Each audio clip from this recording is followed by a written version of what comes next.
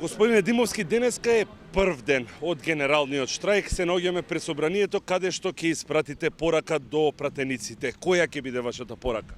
Денеска јавно како Сојуз на синдикати на Македонија ќе побараме поддршка од сите народни избраници за нашиот амандман кој е предложен до собранието, до сите пратеници, до сите пратенички групи, каде што велиме 2806 денара одма, бидејќи ни се неопходни за оваа инфлаторна криза, најавена енергетска криза, како и ценовните шокови што насекаде се случуваат по пазарите и продавниците.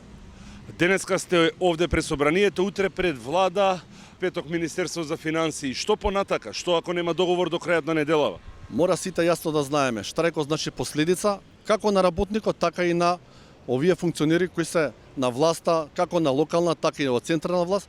Тоа значи доколку ова што денеска го правиме не вроди со плод, ние ќе бараме јавно оставки како од владата, министрите, градоначалниците и сите извршители на некоја должност по институциите кои нема да го прифатат нашето барање, а тоа е покачување на платите од 2806 денари линеарно од 1.7. Да речи еден месец имавте средби, се обидувавте да се договорите, каде се закочи процесот, каде се најголемите разлики во ставовите помеѓу вас и владата?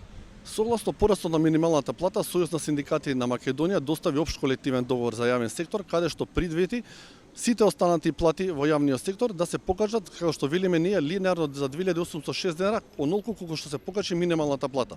Како и утврдување на правото за регрес, кој го изгубивме во едно дамнешно минато, од 30 до 100% од пресечната плата. И преговорите течеа. Дури знаете, на 1 мај искочија вице-премиерот и нашата министерка за труд и социјална политика, каде што рекоа, стрпете се, не е проблем, дури објави и на нивните Facebook страни, каде што вела дека преговараме за 2806 денара, но тоа ќе се случи со ребалансот на буџетот. Ние баравме од 1.5, они ни убедуваа согласно законот за извршување на буџет, тоа најрано може да се случи на 1.7.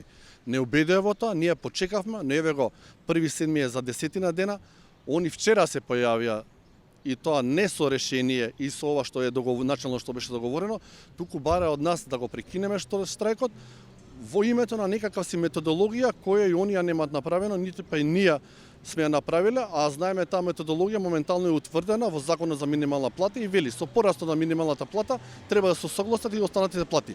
Ние сме спремни и за нова методологија, ние сме спремни за реформи во администрацијата, ние сме спремни за нов закон за плати за административните во администрацијата, но бараме 2806 денара што побрзо, бидејќи инфлацијата секој ден ни јаде платите и го обезвреднува денарот. Ви благодарам на вашето време и ви посакувам успех во преговорите. Благодарам на интересот и на поддршката што ни ја давате.